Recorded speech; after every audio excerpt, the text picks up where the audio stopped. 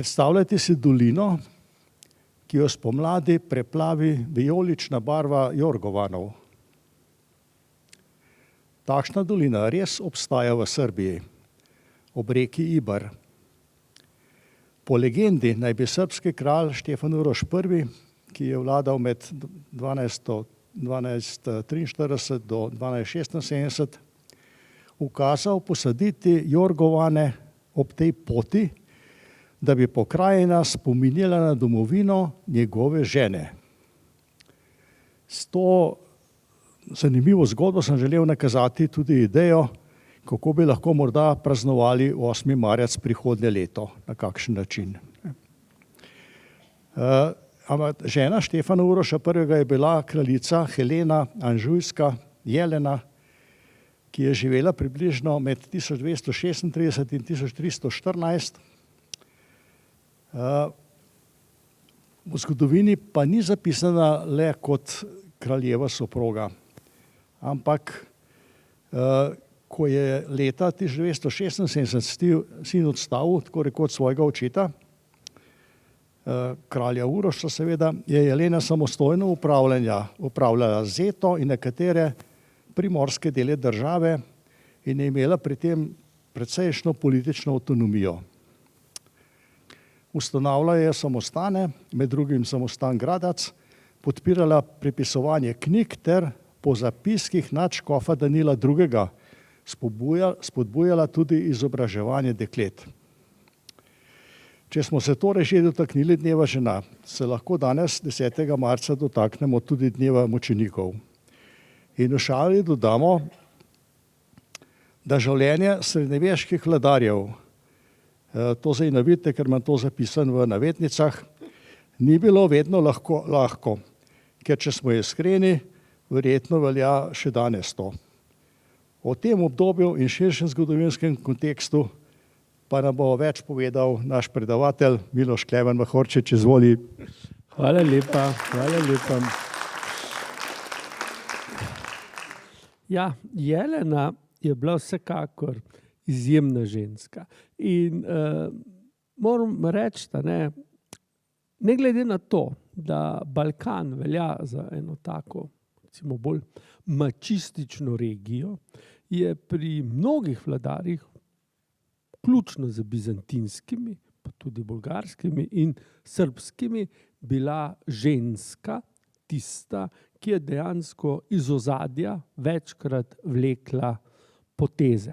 In to je tisto, kar je seveda zelo, zelo zanimivo. In Jelena, pa potem recimo kneginja Milica, pa še nekatere druge, to so izjemne ženske, ki so večkrat, v pozitivnem smislu seveda, odločale o usodi narodov in pa celih regij.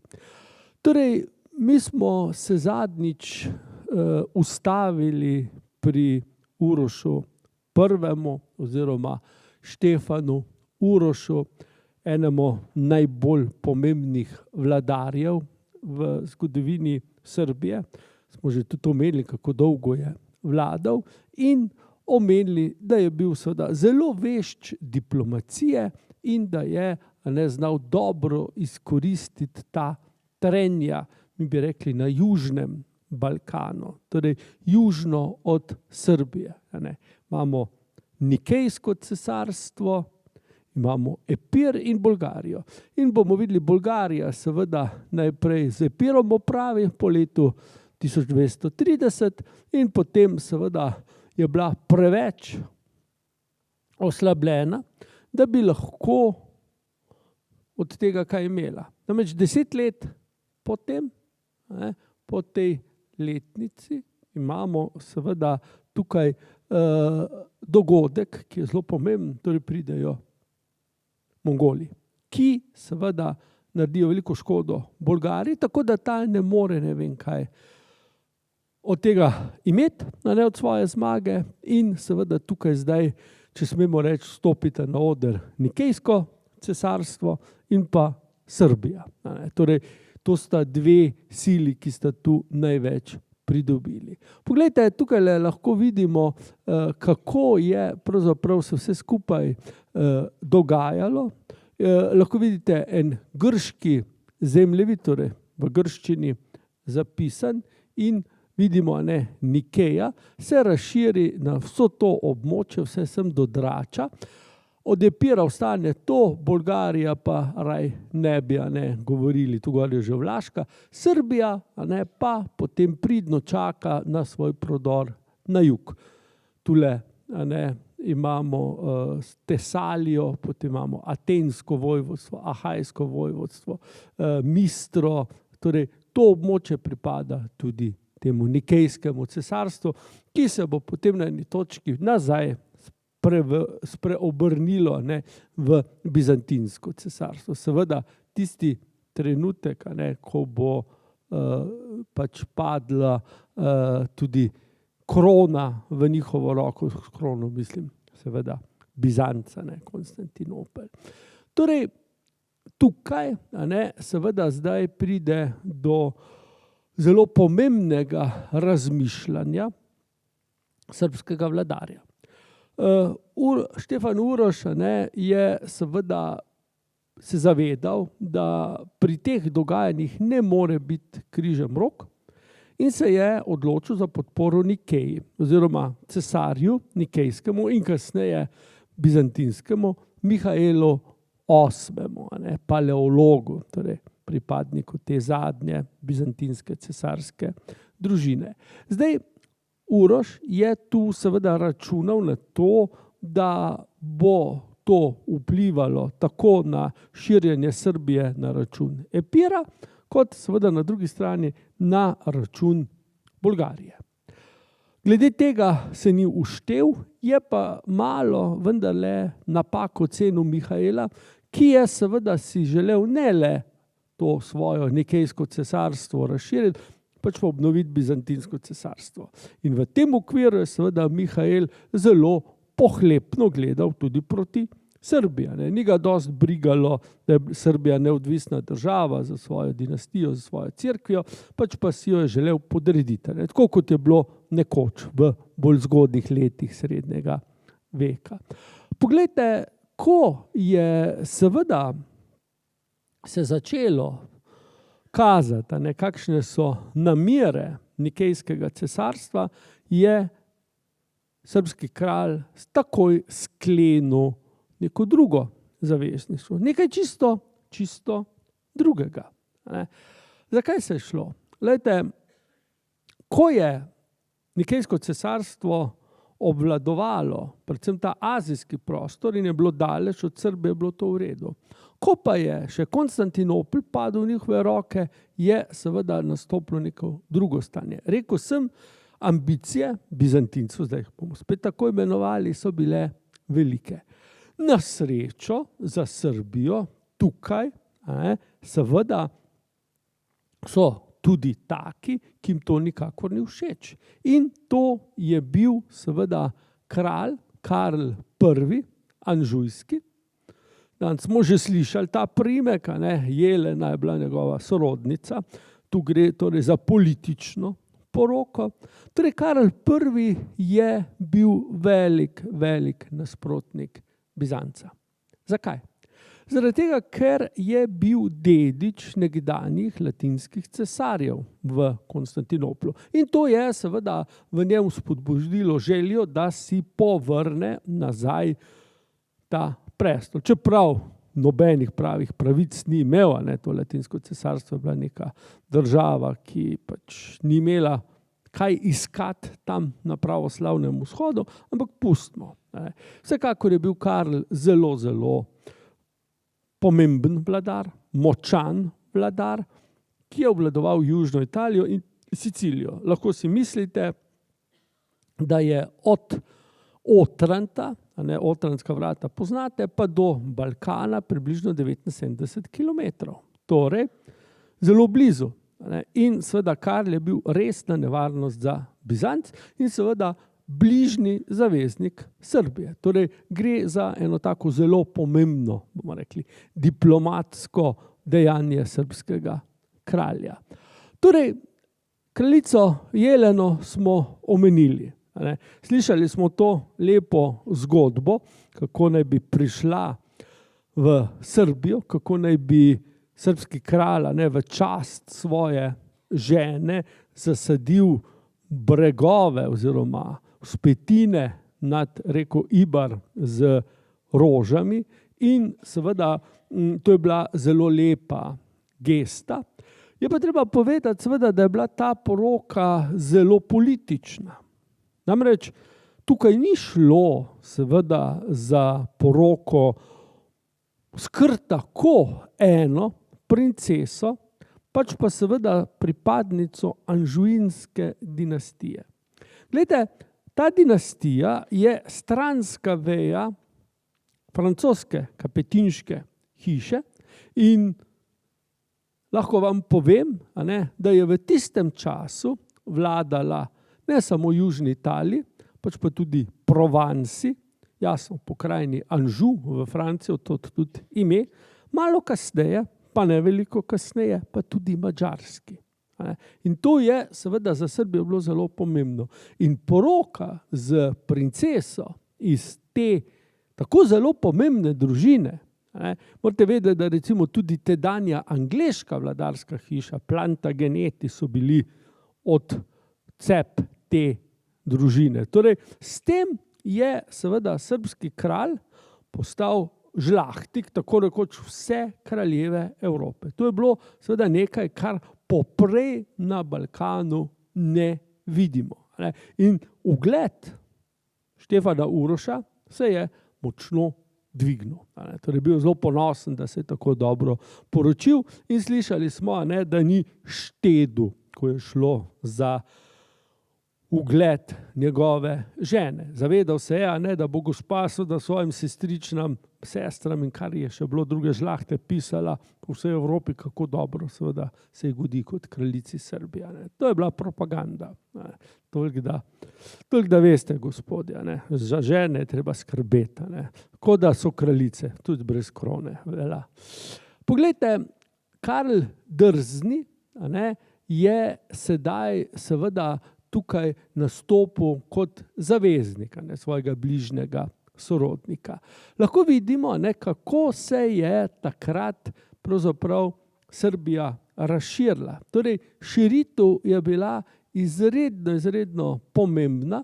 Namreč tukaj vidimo en delček, ki ga je sicer Srbija odstopila Bosni, ampak pridobila je pa, poglejte, območje, danes je to v Bolgariji, potem Makedonija, poznamo ta mesta in skoraj do Drača dol, predvsem pa to območje. Območje ob reki Savi in pa Donavi. Torej, zdaj je seveda Srbija prišla dejansko do posesti ob reki Donavi. To ozemlje je bilo prej ogrsko in seveda Karl, kot zelo močen vladar, si je želel miru na Balkanu, da bi se lahko seveda čim lažje posvetil Bizancu, komu pa drugemu. In zato je seveda prisilil, prepričal, kakor hočete, Ogrsko, da je odstopila del ozemlja, torej za Ogrsko seveda preko Donave, južno od Donave in Save, Srbiji. Ni bilo to dokončno.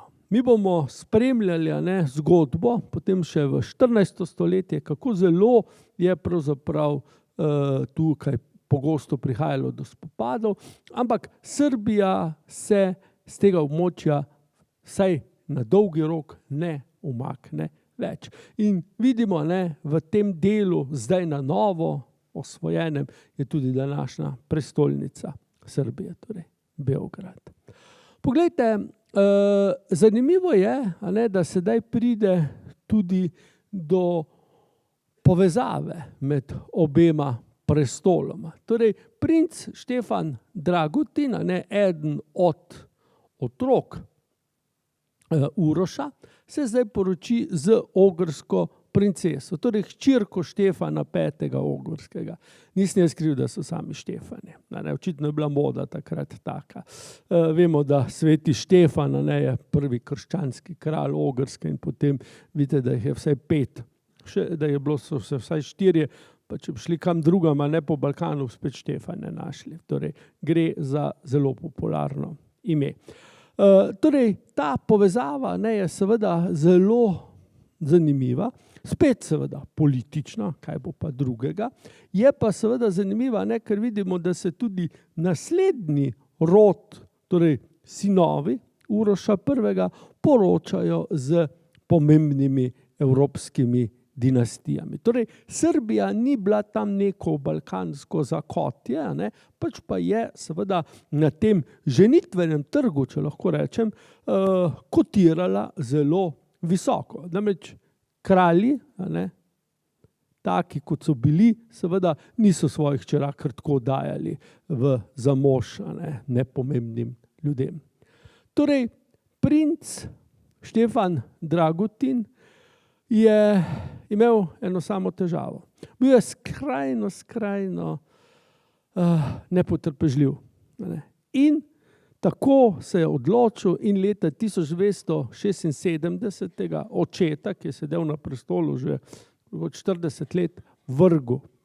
Torej, Uroš se je moral umakniti. To je bilo za starega kralja zelo hudo.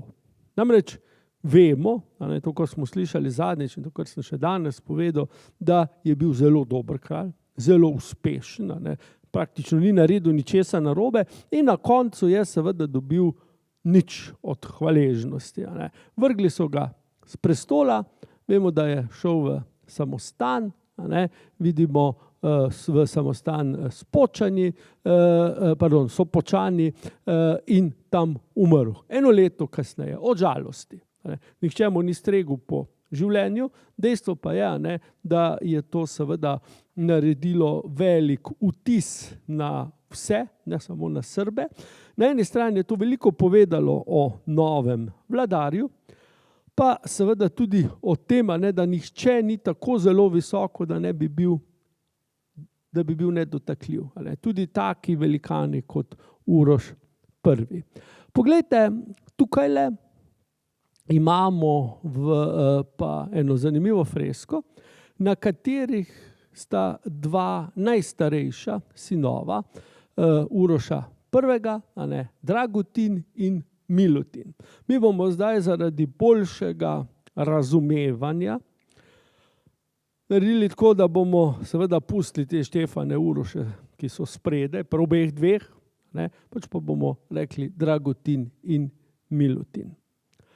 Princa sta bila enako vzgojena. Je pa zelo težko reči, kateri je bil v teh otroških letih bolj primeren za prestol. Ampak pustimo, stvar sploh ni bila pomembna. Dragutin je vrgel očeta s prestola in zavladal kot kralj Srbije. Milutin pa seveda je potisnjen ob stran. Kot bomo videli, to je bila seveda velika napaka njegovega starejšega brata. Poglejte, Dragutin, tukaj ga vidimo, vlada pravzaprav 2-krat. Pri tem je zanimivo, da je ta presledek med eno in drugo vlado pravzaprav nikakršen. Boste rekli, zakaj sem potem to pisal. Hec je v tem, da imamo prvoletnico, prvi 2 letnici, prvih 6 let, ko Dragutin vlada Srbiji.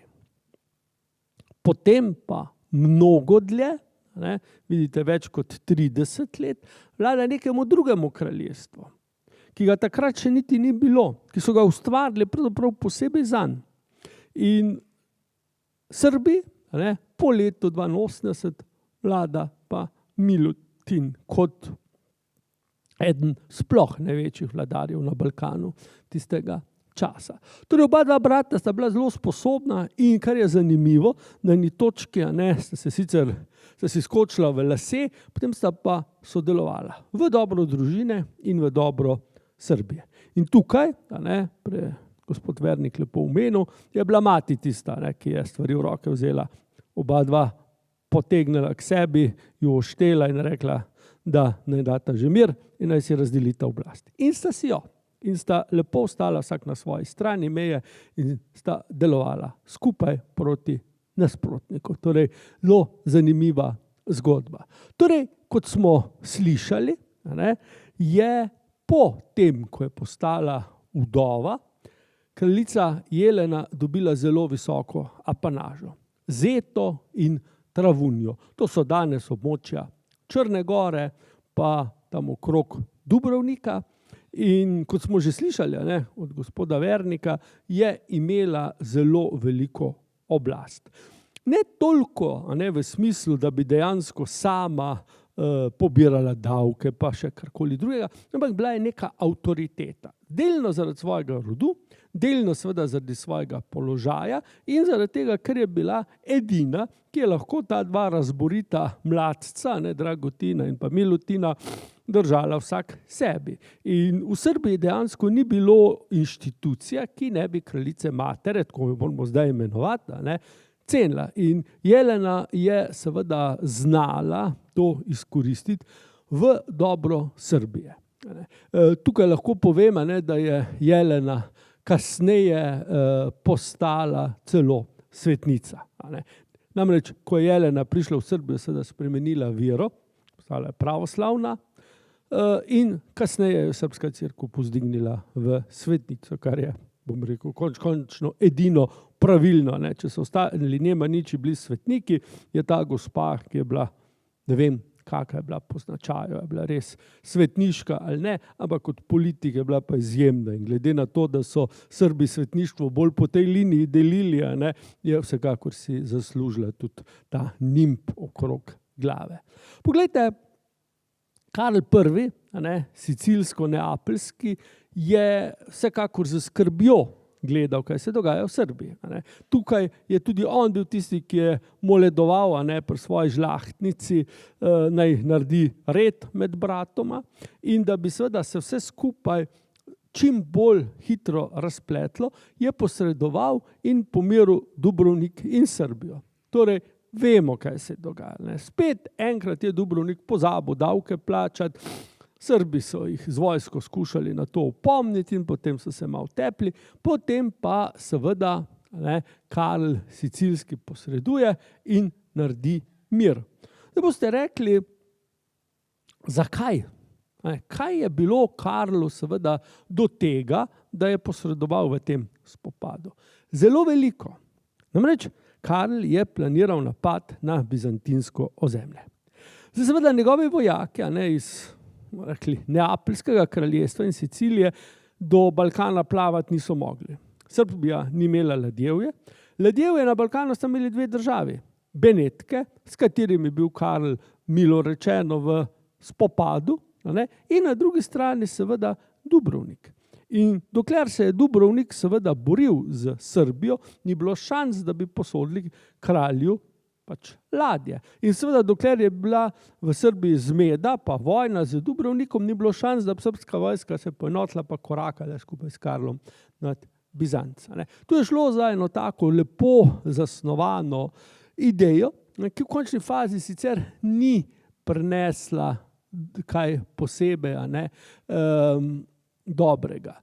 Poglejte, leto 1282 je eno najbolj usodnih ali pa eno najbolj dogodkov polnih v zgodovini Balkana. Plemiči so tega leta prisilili Dragutina, da je odstopil. Zakaj? Dragutin je bil po mnenju svojih svetovalcev, plemstva, tudi cerkve, preveč pod vplivom svoje žene, iz ogrske domače kraljice, in to je seveda bilo nevarno. Prvič nevarno zaradi tega, ker je bila ogrska katoliška sila in po drugi strani seveda tudi zaradi tega, ker Srbi niso marali videti, da bi neka tuja princesa preveč očitno, bomo rekel, bila tista, ki je nosila hlače pri hiši. In tako so izvedli državni udar, ki je bil pa nekrvav in moramo reči, da se je pravzaprav zelo, zelo zanimivo in dobro iztekel. Torej, prišlo je do delitve oblasti. Poglejte, tukaj imamo zdaj novo nastalo kraljestvo Sirmija. Zdaj ime je zelo nenavadno. Ni Srbija, Srbija je tule spode, Sirmija. Sirmija se imenuje po seveda Sremski Mitrovici, torej po Sirmijumu, antičnemu mestu, glavnemu mestu nekaj časa rimskega cesarstva. In tukaj zdaj nastane zanimiva država, lahko vidite, tukaj je, torej na jugu od Donave imamo to kraljestvo Sirmija, severno, tista svetlo modra, pa je seveda Ogrska, ampak so to ozemlja, ki jih je dobil Dragutin kot doto, ko se je poročil z madžarsko princeso. In tukaj zdaj nastane ena taka nova kraljevina, medtem ko to staro Srbijo pa prevzame zdaj Milutin.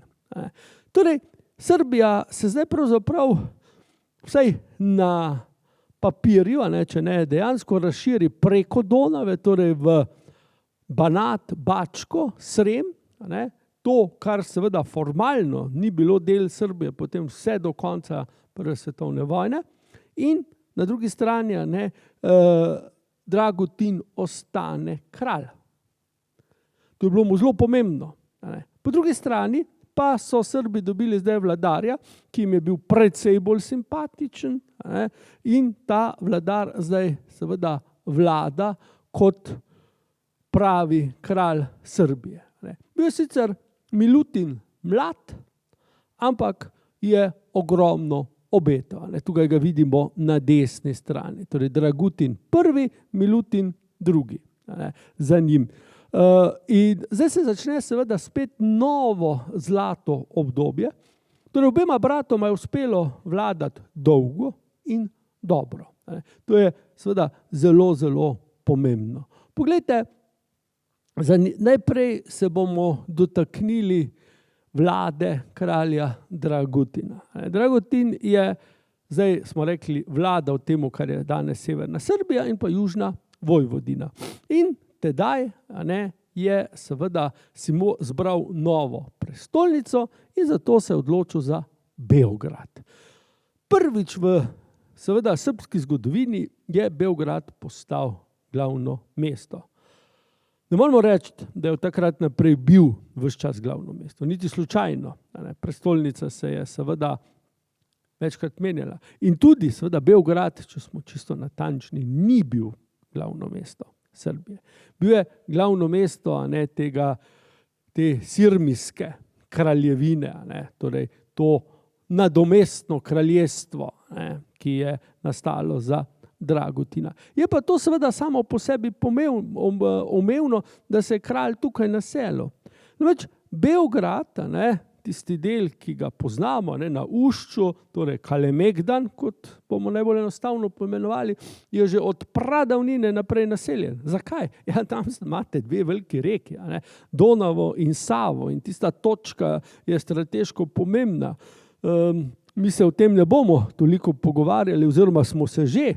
Spomnite se, ko smo govorili o Sulejmanu Veličastnem, je ta prvo stvar, ki jo je naredil kot sultan, najprej zasedel Beograd, ker je vedel, da je to izhodišče za pot naprej proti severu. Torej, Beograd zdaj postane seveda začasno glavno mesto ene od dveh srbskih držav.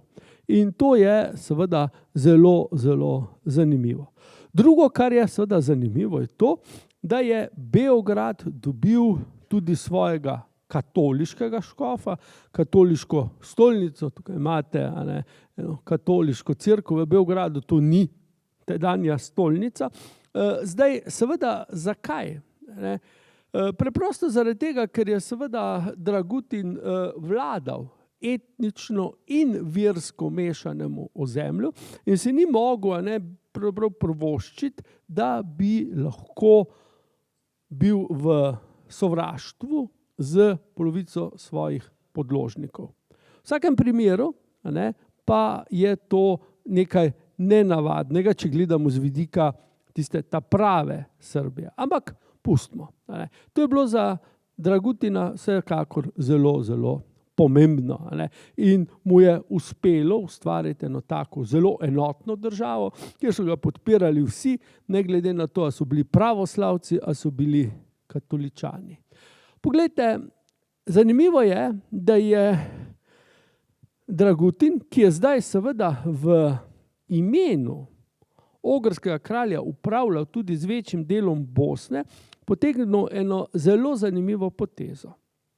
Namreč v Bosno je povabil frančiškane. Frančiškane, ki so sorazmerno nov red. Mi moramo vedeti, da sveti Frančišek Asiški je svoje brate zbral, ustanovil red manj kot 100 let prej.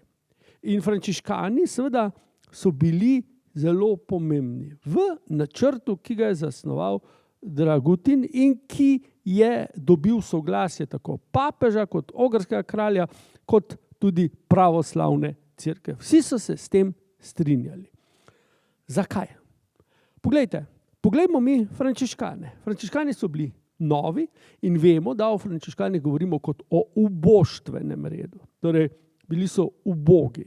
Zaradi tega so bili seveda večkrat na tnalu uradne cerkve, ki je že videla v njih določeno herezijo. Ampak frančiškani se vedno zmažejo ven. Zdaj pa zakaj jih poklicati v Bosno? V Bosni so seveda težave z tako imenovano bosansko cerkvijo, ki smo jo mi že omenili pod drugim izrazom, to so pa bogomili.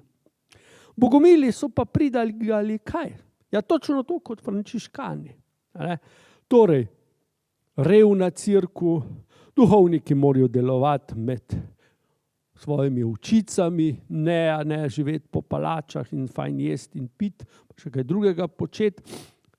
Razlika je bila seveda glavnem v tem, da so frančiškani skušali te spremembe uvesti znotraj sistema, bogomili pa izven sistema. Zato so jih preganjali tako pravoslavci kot katoličani. Frančiškani pridejo zdaj v Bosno in naletijo na zelo ploden teren. Teren, ki je njim ustrezal in tudi ljudje so jih sprejeli. In seveda zato so frančiškani bili in so še danes en zelo pomemben element v bosanski družbi. In Dragutin je tisti, ki jih je sem povabil. Poglejte, tako kot številni drugi vladarji pred njim in za njim, tudi ta vladar gradi. Tukaj imamo cerkev svetega Ahileja na severu Srbije. Lahko vidimo, da gre za eno tako zelo tipično srbsko cerkev iz prehoda 13. v 14. stoletje z eno samo kupolo in pa elementi, ki jih ne moramo drugače omeniti kot pa romaniko. Torej, romanska arhitektura potegnjena iz zahodne Evrope. Zdaj, če bi šli not, bi seveda videli tipične freske in pa ikonostas in tako naprej, ampak dejstvo je seveda, da Dragutin tu vpelje kar nekaj zahodnih elementov, kar ni bilo nič nenavadnega.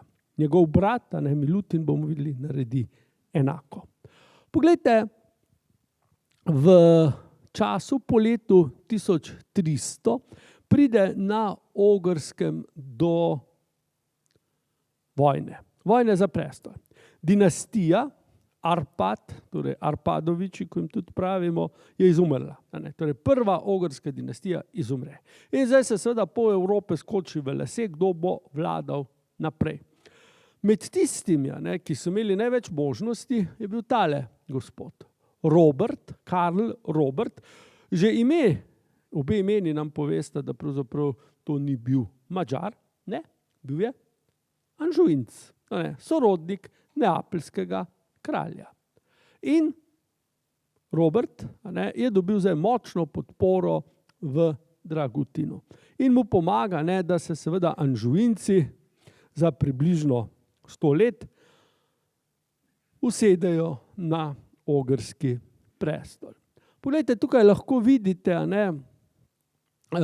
kako zelo je bila takrat Ogrska razdeljena, torej tukaj na severu imamo seveda razne manjše kneževine, ta osrednji del, tam kjer Kösegiš piše, to je pa območje, ki mu je vladal Robert, torej Robert Anžujski, in temu je zdaj seveda pomagal Dragutin. Glejte, Dragutin je bil uspešen pravzaprav do svojih starih let, potem se je pa odločil, da je čas, da se upokoji. Leta 1314 se je umaknil v ta samostan Bešenovo na vzložju Fruške gore in tam potem živel še nekaj let. To je seveda pa pripeljalo do hudega spora v vladajoči družini Nemanjićev. Namreč, kdo bo prevzel to državo? Ali bojo to sinovi, ki jih je imel Dragutin, to bi bilo tako, če smem reči, po nekem naravnem pravu, najbolj prav. Po drugi strani imamo pa seveda Milutina, ki je sicer dobro sedel na srbskem prestolu, ampak se je želel še več. In kot bomo videli potem, na koncu je Milutin bil tisti, ki je tudi to območje pridobil. Torej, Milutin je verjetno eden najbolj premetenih, izobraženih in seveda tudi uspešnih srbskih vladarjev. Glejte, ko je njegov brat šel na sever, je bil Milutin tisti, ki je seveda do vratu tičal v teh pripravah za napad na Bizanc. Napad, ki ga je zorkestriral njegov sorodnik Karl Anžujski.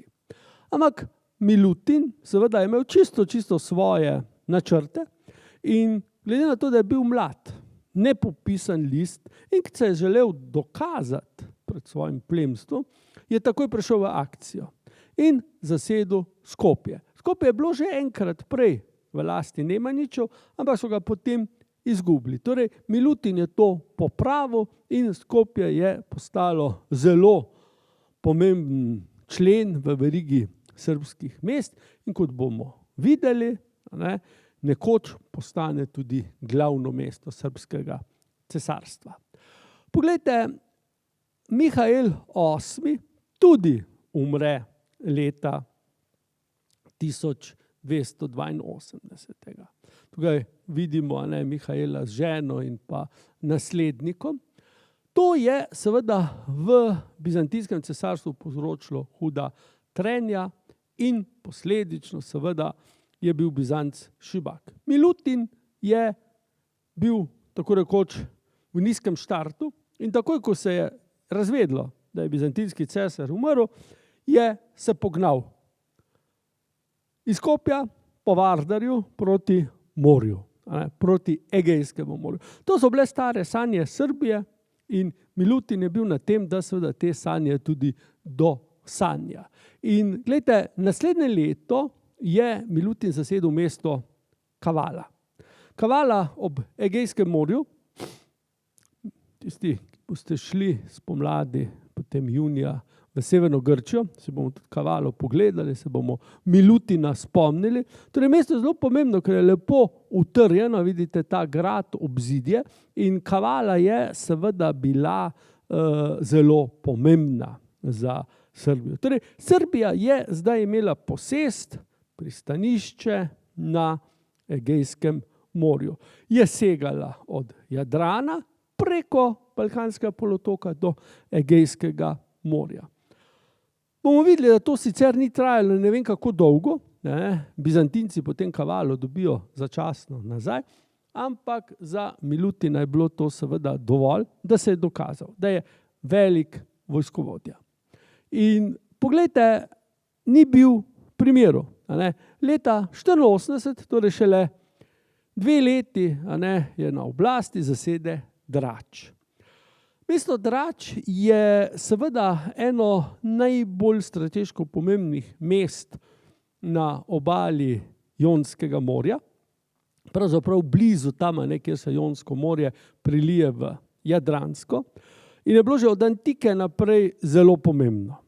V številnih jezikih obstajajo različna imena, recimo Italijani mu pravijo Durazzo. In Drač je bil seveda ključen za kakršnokoli osvajalno politiko. Če si želel priti iz Italije in seveda prodreti na Balkan, to so svoj čas naredili Normani, to je želel tudi Karl Anžujski, si rabil Drač. Od tam je namreč šla slovita cesta, Via Egnatia, ki je šla potem preko severne Grčije do Konstantinopla. Tudi, če si želel obratno, z Balkana napast jug italijanskega polotoka, si tudi rabil Drač. Namreč Drač je na tej ravni peščeni obali edina točka, ki je seveda imela pristanišče. In zato je tako zelo pomemben. Milutin sicer ni bil toliko srečen, da bi ves čas svoje vlade posedoval to mesto, ampak seveda saj pokazal je, v katero smer bo šla srbska politika. Njegov vnuk, potem car Dušan, je to seveda potem zabetoniral. Poglejte, Milutin je kmalu zatem premagal še Bolgare. Vidimo, v 3 letih je šel v vojno na 3 konce in vse povsod zmagal. In v čast tega in pa zavedajoč se, kako zelo pomembno je seveda rudarstvo, je Novemu Brdu, ki ga je ustanovil njegov oče, spomnimo se, Uroš je povabil saške rudarje, podelil mestne pravice. Novo Brdo je postalo zdaj mesto, kar je seveda še dodatno vzpodbudilo Sase, da so tam še bolj pridno kopali srebro in seveda Milutin je še bolj pridno koval denar.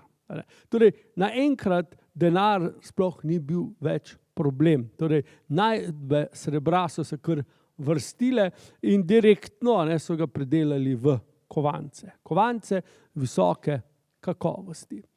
Poglejte, zdaj seveda je moral priti nek udarec. Milutinu je šlo predobro, po mnenju seveda nekaterih nasprotnikov, in zgodi se kaj? Mongoli, ki so vladali tedaj območju ob delti Donave, so prepričali bolgarskega kneza Šišmana, da je napadel Srbe. In Šišman je to seveda z veseljem storil, še posebej zaradi tega, ker je Milutin malo prej premagal Bolgare.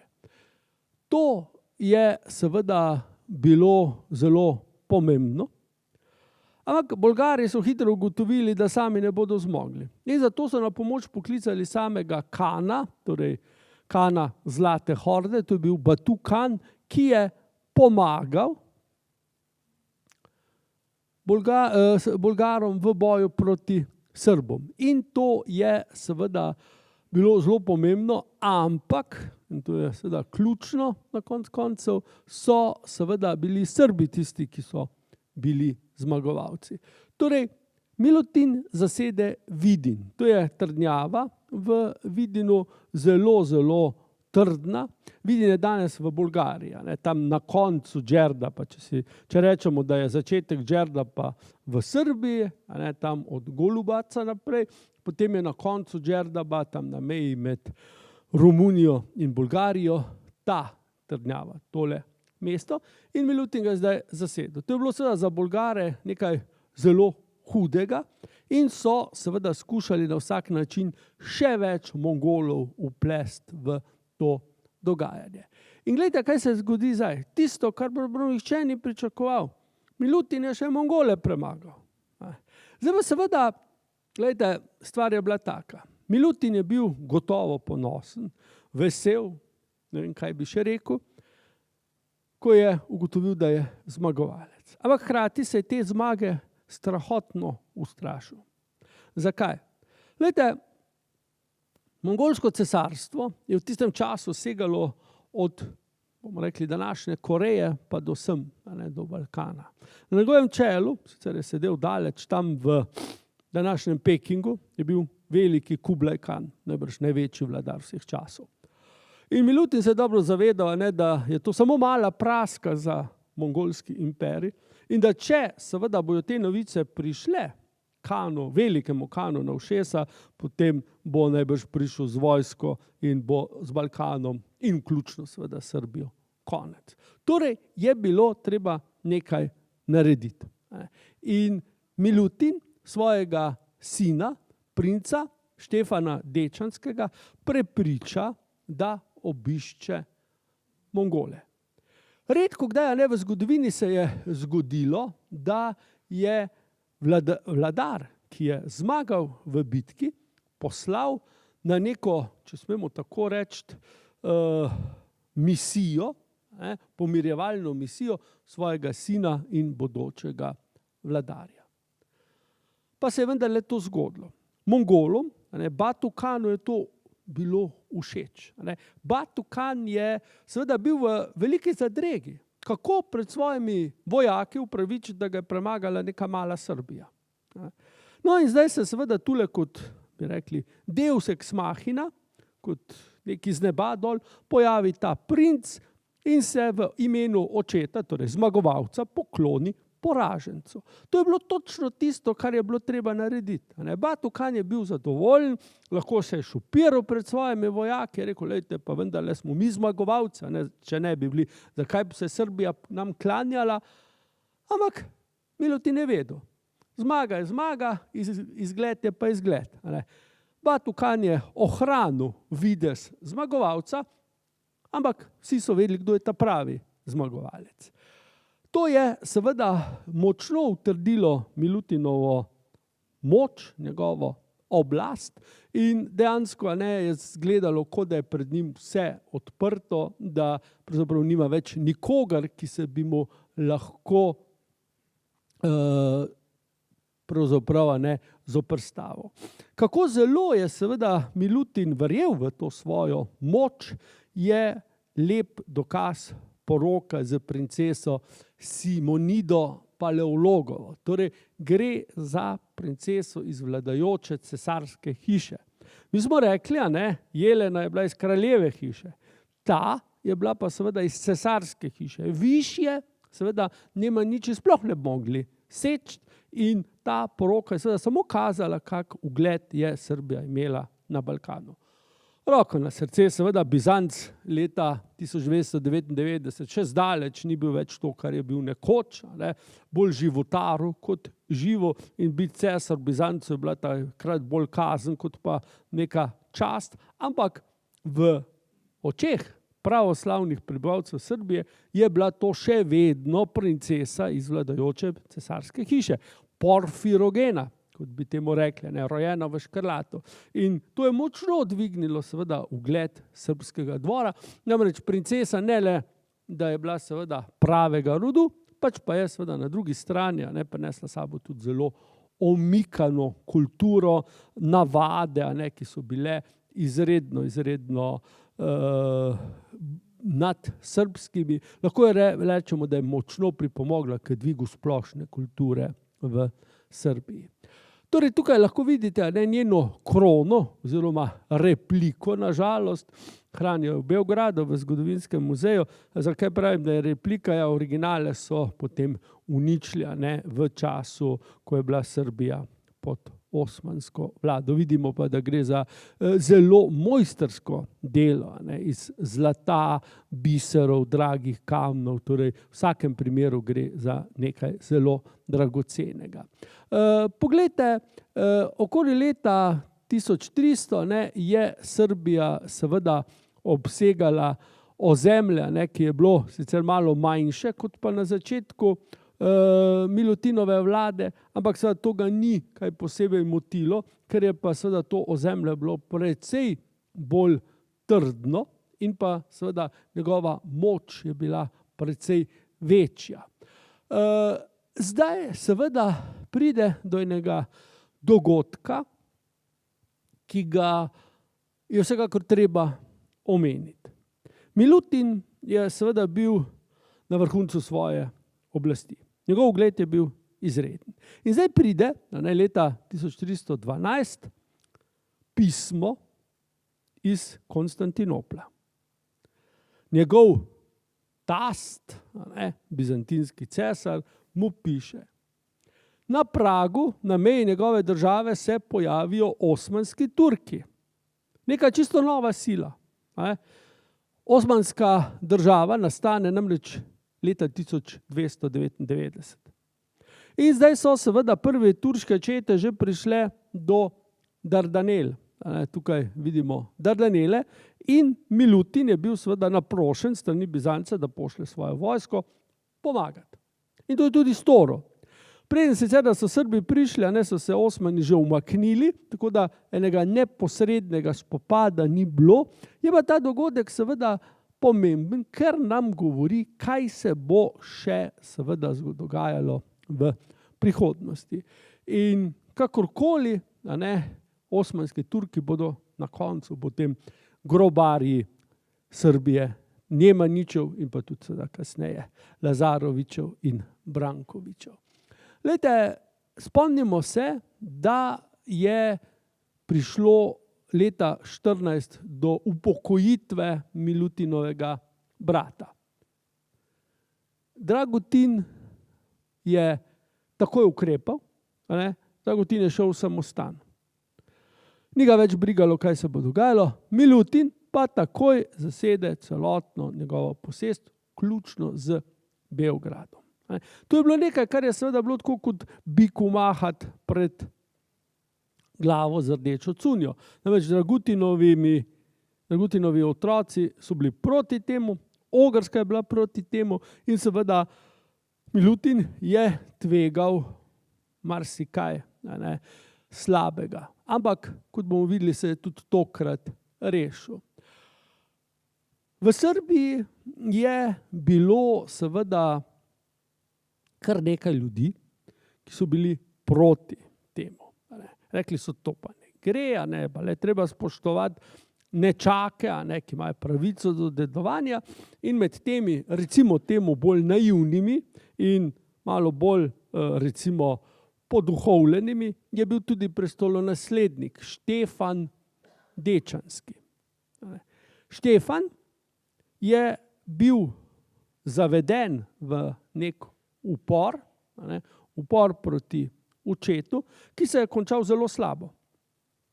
Milutin je premagal upornike, sina je dal oslepiti in ga poslati v Konstantinopel, torej k njegovemu dedu. Bil je namreč sin te bizantinske princese. Ta dogodek je seveda zelo zanimiv iz dveh razlogov. Prvi razlog je bil seveda ta, da gre za neko zelo kruto, bomo rekli, nasilno dejanje, edinstveno v zgodovini Srbije. Nemaniči, smo rekli, se niso med sabo pobijali. In to, da so fanta, ki je bil takrat star 15 let, oslepili in ga poslali seveda v izgnanstvo, je seveda vse presenetilo. Ne bomo rekli, da je ravno seveda pripomoglo k ugledu Milutina, je pa seveda nagnalo strah v kosti vsem, ki so kadarkoli razmišljali, da bi se kralju uprli. Drugi razlog, zaradi katerega je seveda to dejanje tako zanimivo, je pa, da Štefan Dečanski je postal kasneje, ampak dajmo ga tako imenovati, da ga ločimo od ostalih, v resnici sploh ni bil slep.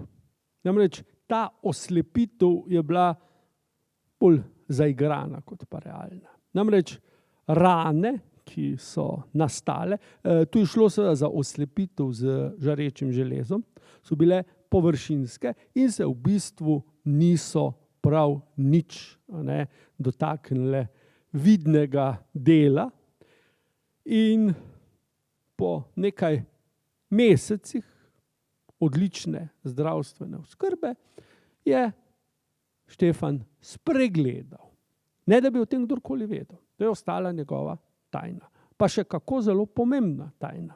Namreč, morda smo to posebej že omenili, vsekakor pa velja še enkrat omeniti, v tradiciji Bizanca, pa tudi seveda balkanskih držav, na prestol ni mogel sesti nekdo, ki ni bil popolnoma zdrav. Torej, če nisi imel nosu, če nisi imel ušes, oči ali pa še kakega drugega uda, pač nisi mogel biti kralj. In seveda bratje, bratranci Štefana Dečanskega so ploskali, se veselili, imeli roke, aha, ta je pa zdaj izven konkurence. Kot bomo videli, se seveda Štefan Dečanski na koncu smejal, ko je na presenečenje vseh spregledal. Torej, razmere so seveda zdaj bile zelo, zelo kritične za Srbijo tudi navzven.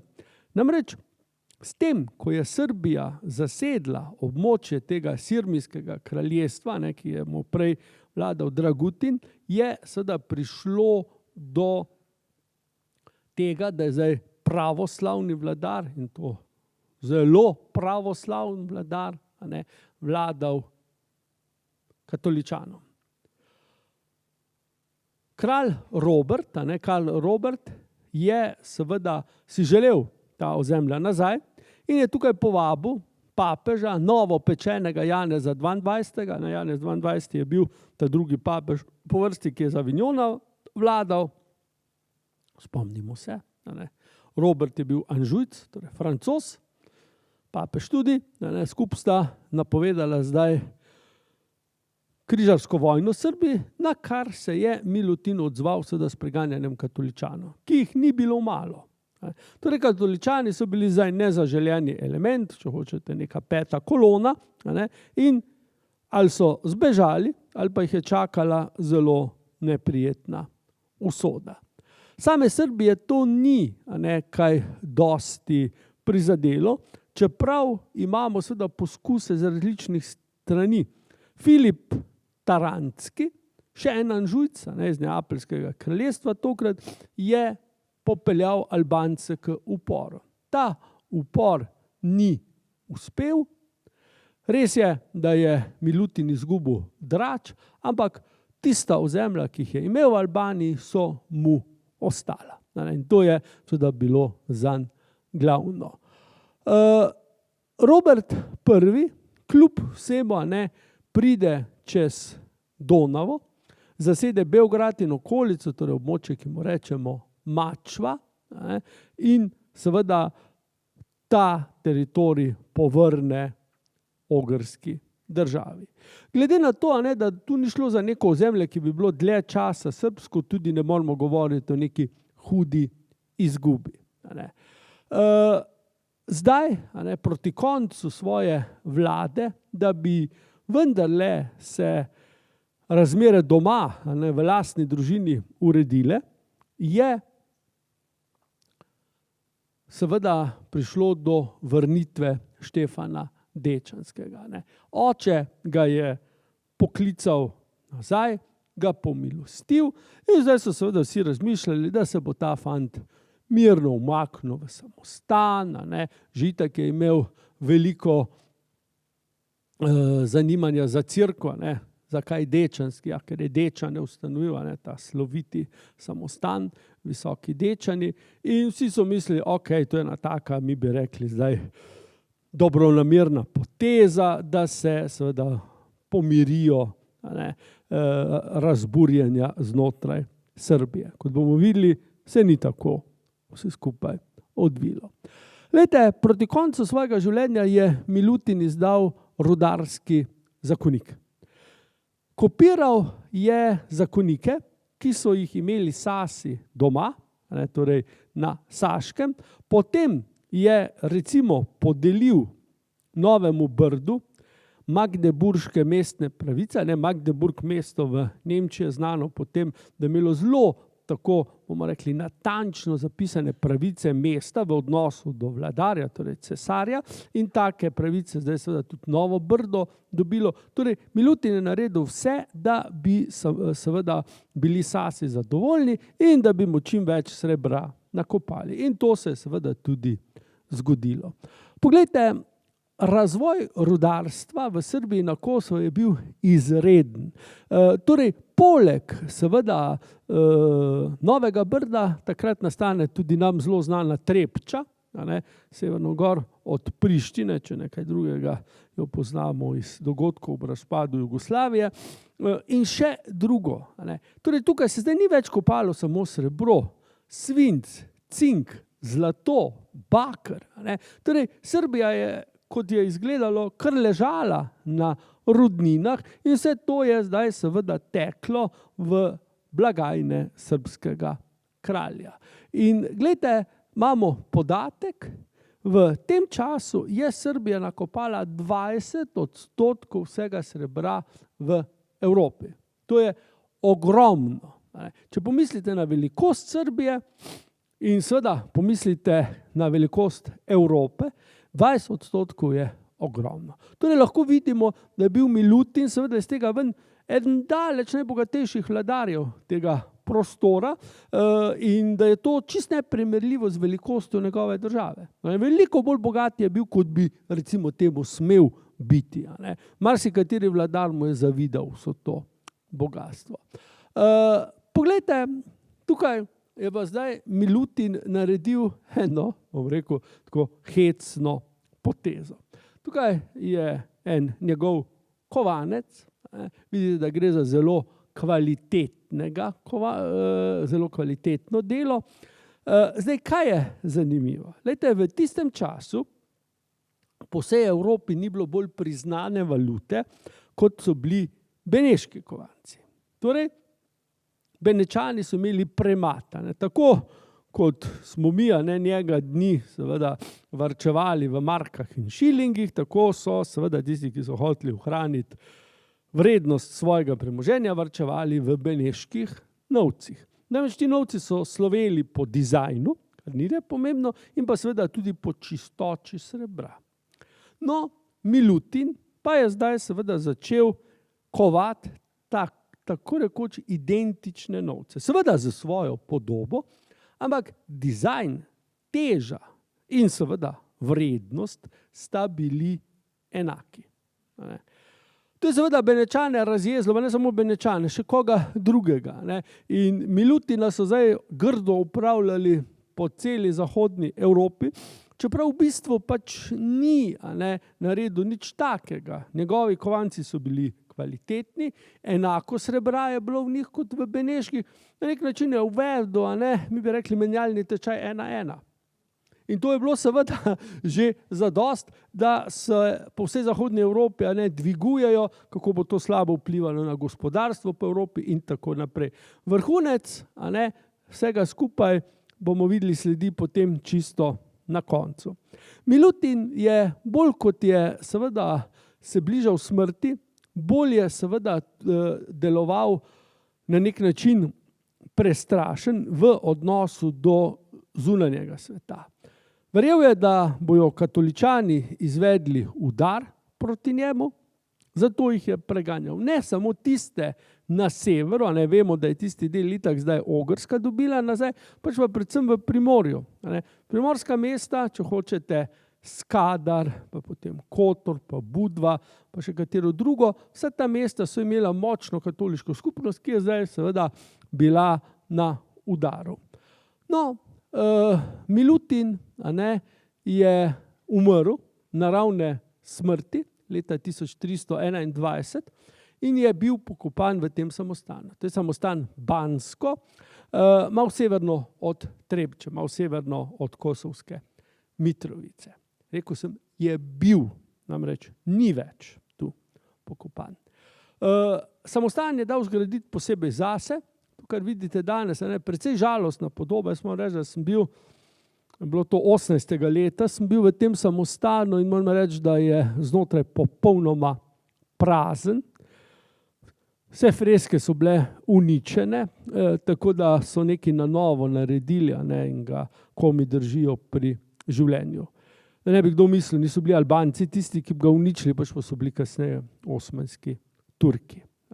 Ampak osmanski Turki so ta samostan uničili iz jeze, ker seveda niso uspeli uničiti posmrtnih ostankov Milutina. Več Milutina takrat že davno ni več bilo tukaj. Počival je nekje drugje, natančno tam, kjer je še danes. To je cirku, ki se imenuje danes Sveta Nedelja in je stolnica, torej sedež patriarha bolgarske pravoslavne cerkve. Gre za izredno lepo cerkev, kot vidite, se opravičujem, da je malo nagnjena slika moja.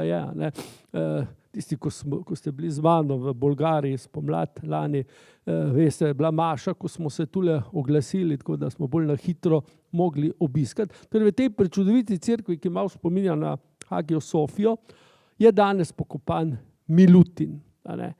Zdaj, zakaj?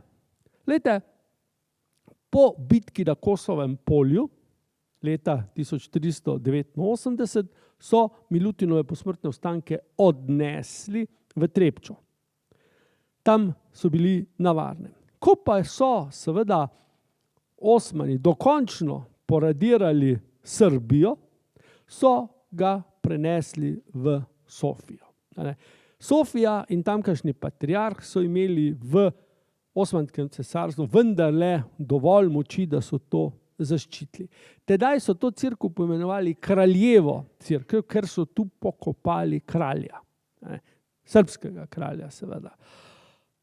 Potem, ko pa nastopi obdobje po drugi vojni, socializem, pa ne glede na to, kakorkoli sta bila cerkev pa država seveda v laseh, je cerkev se odločila, da bo cerkev malo preimenovala, da za nove čase pa le Kraljeva cerkev ni najbolj primerno ime, in je nastala Sveta Nedelja. In tako je še danes.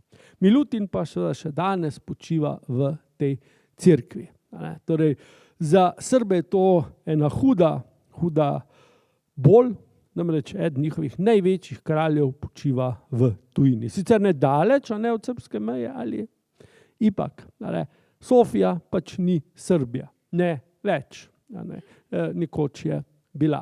Milutin je bil seveda razglašen za svetnika, kasneje torej je vse tako, kot pa mora biti pri Nemanjičih.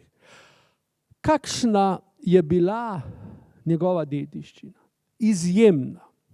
Srbija je bila bolj ugledna, bolj bogata kot kadarkoli prej. Z Milutinom se začenja tudi obdobje izjemnih kulturnih dosežkov. Ta mrtvaški prt, ki je čez njegove posmrtne ostanke, je čudovit primer tega stila vezenja. V angleščini imajo en lep izraz, rečejo needle painting, torej slikanje z iglo. To so seveda srebrne in pa zlate niti v neki debeli svili. Ampak to je seveda samo malenkost. Poglejte, Milutin je v svojih 39 let na prestolu zgradil, kot vidite, 23 samostanov oziroma cerkva. Ne prej, ne kasneje, lahko bi rekli, na celem Balkanu nimamo vladarja, ki bi lahko se s tem kosal. To je seveda izjemen dosežek. Še bolj izjemno je pa seveda to, da ta njegova velika gradbena dejavnost ni bila samo na Srbijo omejena. Kje pa? Boste videli, da je šel graditi tako daleč, da človeku sapo vzame. Glejte, jasno je, da je seveda gradil v Hilandarju.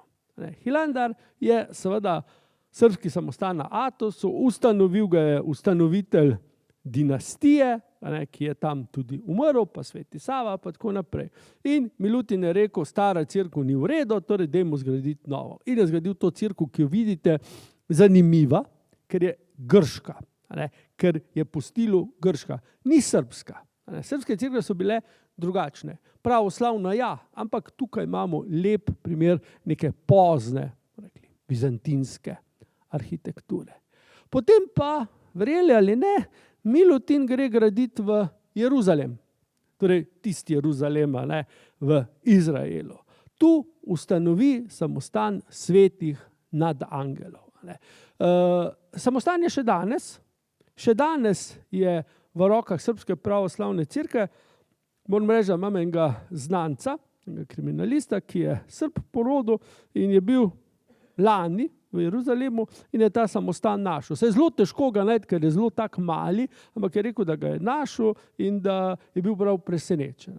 Torej, gre za seveda eno stvar, zaradi katere so Srbi lahko ponosni. Nima vsaka cerkev, lokalna cerkev v Jeruzalemu svojega samostana. Potem zgradi cerkev svetega Jurija pri Kumanovu, današnja Makedonija, in pa seveda najslavnejše njegovo delo Gračanica. Torej ta veličasten samostan, verjetno eden najlepših, kar jih je sploh kdaj nastalo na tleh Srbije, malo južno od Prištine, Gračanica, in lahko vidite, Milutin se tukaj nasloni na bizantinsko tradicijo. Imamo to kombinacijo kamna in pa opeke in seveda imamo eno tako značilno zasnovo, torej neko preddverje in potem glavni prostor pa zadaj ikonostas. Poleg visokih Dečanov je to najslavnejši srbski samostan. Kot smo rekli, danes je na Kosovo, ako nam bo naklonjena usoda, če bo Mati Božja, ki jo tu častijo, zato bomo jeseni šli pogledati te samostane in dediščino Milutina, pa še koga drugega. V vsakem primeru slavna arhitektura, verjetno eden najbolj slavnih pravoslavnih samostanov sploh. Kot vidite, Milutin ima zadosti časa tudi za privatno življenje, 5-krat je bil poročen. To je seveda zelo, zelo problematično. V tradiciji pravoslavne cerkve seveda so določena pravila glede porok. Moški je lahko poročen enkrat, enako seveda velja tudi za žensko. Čeprav ženska se lahko potem poroči. V drugo je stvar težka. Ne more biti posebni razlog, recimo, da ni dediča. Potem tretja poroka je že na meji krivoverstva, 4. poroka pomeni avtomatsko izobčenje. Recimo za tega so izobčili Ivana Groznega, ki je bil, mislim, 7-krat poročen. Tudi Milutinu je izobčenje pač na nek način grozilo, ampak ker je bil tako močan, da se ga je cerkev bala, seveda so ga samo grajali, ko se je tudi ta 5. poročil, ravno tako. Samo 6 otrok je preživelo, nič nenavadnega. Konec koncev so takrat ljudje mladi umirali, bilo je obilica bolezni, ampak vsekakor dovolj, da je nastala težava, ko je kralj umrl. Težava z dedovanjem. Poglejte, čisto na koncu, Dante. Dante omeni Milutina v Božanski komediji. Seveda ne v nebesih, pač pa v peklu. Namreč v očeh Dante in vseh Italijanov je bil Milutin tista pošast, ki je šel kovat beneški denar. In vemo, denar je denar in seveda to Benečanom in nasplošno Italijanom ni bilo všeč. Ker se je to dogajalo v času, ko je bil Dante v Raveni, torej precej blizu Benetkam, je seveda to še toliko bolj občutil in je meni nič tebi nič srpskega kralja dal v pekel. Kar ni lepo od njega, ampak mislim, da se Milutin ni prav nič sekiral. Vsaka reklama je bila dobra. Torej, zdaj pa pride na oblast tisti, ki sploh ne bi smel vladati. Pride Štefan Uroš III. Dečanski. Vidite, kratka je bila njegova vlada. Rekel sem, ne bi je smelo biti, ker je bil uradno slep. In to je seveda tisto, kar je najbolj zanimivo, da je pa vladal kratek čas, si je kriv pa sam. Zakaj? Zato, ker je naredil tako zelo sposobnega sina, ki je bil hkrati tako zelo neučakan, da enostavno ni pustil, da bo oče dlje vladal. Torej, po smrti Milutina pride do državljanske vojne. Na eni strani imamo Štefana Konstantina, ki je bil nečak pokojnega Milutina, torej Dragutinov sin, in ta si je zdaj seveda želel pridobiti prestol Srbije, pa seveda še tisto, kar je od očetove dediščine ostalo. In tu je treba povedati, da ga je aristokracija podprla, tudi cerkev ga je podprla. In vse bi bilo v redu, če seveda Štefan Dečanski ne bi stopil pred dvor in čudežno spregledal.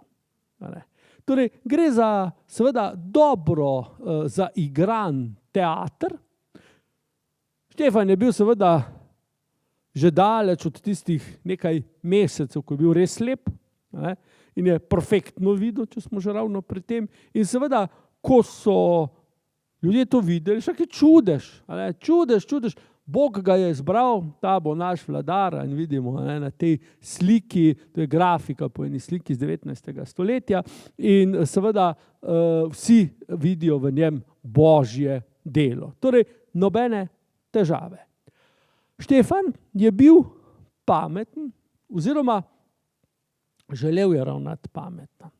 Na koncu se je izkazalo to za nespametno, ampak revež se tega ni zavedal. Torej, ko je postal vladar, je takoj dal kronati kot mladega kralja svojega sina, princa Štefana Dušana, kasnejšega carja, Dušana Silnega. Poglejte, to kronanje je bilo zelo zanimivo, ker se v srbski zgodovini kaj takega se še ni zgodilo. Še ne. Pač pa se je to pogosto dogajalo v Bizancu, da je vladar, takoj ko je zavladal, svojega sina že okronal za sovladarja. S tem naj bi seveda preprečili morebitne težave pri prenosu oblasti. In tukaj seveda je zdaj bila uvedena ta navada, ki se je, bomo videli, ohranila skozi 2 rodova. Torej, Štefan je zdaj mirno zavladal in, kar je zelo zanimivo, naredil vse, da bi sina Dušana vzgojil v čim boljšega bodočega kralja. Pri tem je bil tako zelo uspešen, da ga je ta sin potem vrgel s prestola. Torej, Dušan je bil izreden učenec in je kmalu, seveda, kot se temu lepo po srbsko reče, moram reči, da vedno se jezim, ker v slovenščini nimamo tega izraza, je nadmudril svojega očeta, po dolgem in počez. Poglejte, tukaj imamo del ene ikone, na sredini, tega ne vidimo, samo en košček obleke, je sveti Sava, spodaj pa kličita Štefan Dečanski in pa princ Dušan. Treba je povedati, da je ta ikona sicer malo prenarejena, namreč ko je nastala, Dušan še ni bil toliko star, da bi imel brado, bil je še najstnik, mi bi rekli gol okrog brade in pa šmrkal pod nosom, ampak seveda zelo odločen, da bo kmalu drugače.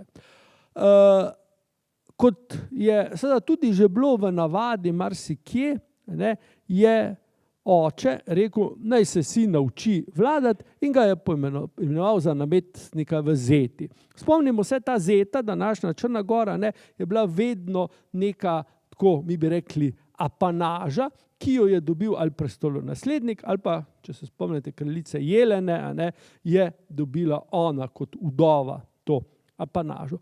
Torej, Dušan naj bi se seveda na terenu naučil vladati. Od tega čisto navadnega, mi bi rekli, pisarniškega dela, do uprave, pobiranja davkov, gradenj in tako naprej. Tudi seveda vojskovanja.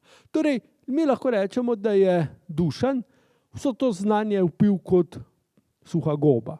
Bil je zelo vedoželjen in seveda že zelo hitro ljudje začnejo v njem videti bodočega vladarja. Kar je seveda bil pravno gledano, ampak seveda ni bilo malo tistih, ki so želeli, da se to zgodi čim prej. Nekaj moramo vedeti, če verjamemo opisom, da je bil ta Dušan tako rekoč princ iz sanj. Bil je okrog 1,90 m visok, izredno močan, izredno lep in poleg tega še pameten, pa bogat, pa dober vojskovodja. Torej, sliši se res kot iz pravljice, ampak večina tega, kar sem zdaj naštel, je bilo res. Torej, zanimivo je, da pride zdaj še do ene vojne, torej z Štefanom Vladislavom, še enim sinom Dragutina se zdaj borijo Nemanjiči, torej notranjo družinski spopad, ampak tudi tukaj je bil seveda Štefan Dečanski uspešen. Torej, mi Štefana nikakor ne moremo za neuspešnega vladarja proglasiti, ker pač ni bil. In leta 1325 mu je uspelo nekaj, kar ni uspelo pravzaprav nobenemu izmed njegovih predhodnikov, oplenil Dubrovnik. Torej, pomeni, da ga je zasedel. Potem ga je sicer pustil, in Dubrovnik živi naprej, ampak to je seveda pomembno, zanimivo. Torej, Štefan ni bil nek nedejaven vladar. Poglejte, zanimivo je, da v tem času v dogajanje v Srbiji poseže bosanski ban, spet Štefan, sam pisal se kot Romanič, in je zasedel Hum. Hum je to območje okrog Dubrovnika. Torej, Srbija zdaj izgubila del Primorja in to seveda ni bilo ravno v korist Štefanu Dečanskemu, torej njegova priljubljenost se zmanjša. Zdaj, zakaj je Štefan II. Kot Romanič lahko to storil, oziroma s čim je to upravičeval? Ja, seveda tudi on je bil potomec svetega Simeona oziroma Štefana Nemanje. Glejte, v končni fazi pa se seveda zdaj odvija ena izredno pomembna bitka. Torej, Bolgarija, drugo bolgarsko cesarstvo je izzivalo Srbijo. Napadli so vzhodne srbske meje in srbska vojska je prodrla v bližino Sofije do mesta Velbast in 1330 pride do velike bitke. Bitke, v kateri je bila bolgarska vojska poražena, popolnoma. Tedanji bolgarski car je padel in Srbi so bili zmagoviti. Ključno pri vsem skupaj pa je seveda nekaj. Srbsko vojsko je v tem trenutku vodil Dušan, torej prestolonaslednik. Oče je bil doma. Ne vemo zdaj, kako se je pravzaprav to odvilo, ali je Dušan sam seveda sprožil neko vojaško ustajo, katere cilj je bil seveda Dušana postaviti na prestol, ali so to vojaki sami storili. Zelo verjetno ni bilo treba posebej prepričevati vojake, namreč imamo mladega, lepega, postavnega princa, ki je bil zdaj seveda tudi veliki zmagovalec na bojnem polju, in na drugi strani seveda imamo njegovega očeta, kralja, ki mu sicer ne gre kaj za očitati, je pa res, da je bil Štefan Dečanski malo bolj ga je zanimal oni svet kot pa ta. In posledično seveda pride leto po tej bitki do državnega udara, torej Dušan je odstavil svojega očeta. Ni bilo prvič v zgodovini Srbije. Štefan Dečanski umre komaj nekaj mesecev kasneje v trdnjavi Zvečan. Ne ve se, je umrl naravne smrti, mu je kdo pomagal. Dejstvo je seveda, da je umrl in da zdaj ni bilo tukaj nikogar, ki bi njegovemu sinu nasprotoval pri zasedbi prestola. Verjetno Štefan Dečanski ne bi prišel v zgodovino, če ne bi seveda se proslavil za izgradnjo najlepšega, najveličastnejšega samostana Srbske pravoslavne cerkve. Cerkev je seveda poskrbela, da je že takoj po smrti bil razglašen za svetnika. Tukaj vidimo njegov pogreb, ne? Štefan leži na tej postelji in okrog imamo vojake, dvorjane, svetnike, duhovščino in seveda Kristusa zgoraj na vrhu. In kot seveda se spodobi, so Štefana pokopali v njegovi cerkvi. Torej, visoki Dečani, če hočete, ena čudovita kombinacija romanike in pa gotike, oboje lahko vidimo. Izjemna kvaliteta gradnje, kamnoseškega dela, vidite, da je vse lepo iz kamna. In seveda ta cerkev brez dvoma, skupaj z samostanom velja za vrhunec. Jaz moram reči, da vam bom povedal to anekdoto, ker je res zanimiva, simpatična. Kot sem rekel, leta 2018, sem bil tukaj z eno skupino in so nas zelo lepo sprejeli. Namreč slovenski vojaki čuvajo ta samostan, poleg italijanskih. In ko so videli, da smo Slovenci, so bili seveda zelo, zelo veseli. Opat je prišel nasproti, je rekel, v miru, rekel si, poglejte, tam bo en fant vam razlagal, če hočete, rekel, lahko tudi fotografirate, predvsem nas je zanimalo to rodovno deblo, rodovna loza Nemanjiča se imenuje, eno najslavnejših fresk srednjeveške Srbije, je rekel, ne pobiramo nobenih vstopnin, je rekel, slikati se tudi ne sme, tako da če boste pol samostansko trgovino obiskali, bomo pa veseli. Rekel, seveda bomo, in smo si pogledali, poslikali. No, potem smo šli pa v tisto trgovinco, kjer je bilo kar hočete. Jasno, rakija na prvem mestu, tudi vino, in tam so prodajali popi. Si predstavljate, malo nižje rasti, bolj široki kot visoki, s temi bradami, ampak zelo prijazni, zelo negovani gospodje. In jaz sem tam z samostanskega vinograda 2 steklenici vzel, položim na pult, pa me oni pogleda, pa kaži ti meni, ili ima nešto novo oklemena sladkonje. Jaz mislim, da bom dol padel.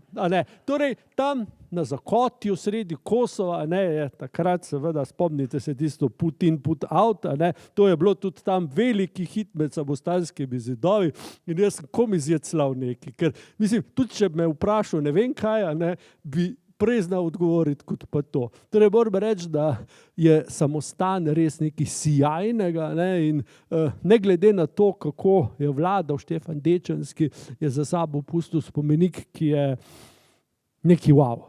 Ne po velikosti, čeprav je tudi precej velik, pač pa po tem, kako je urejen, poslikan. Upam, da bomo res jeseni lahko to šli pogledati. Za danes bomo pa končali. Hvala lepa.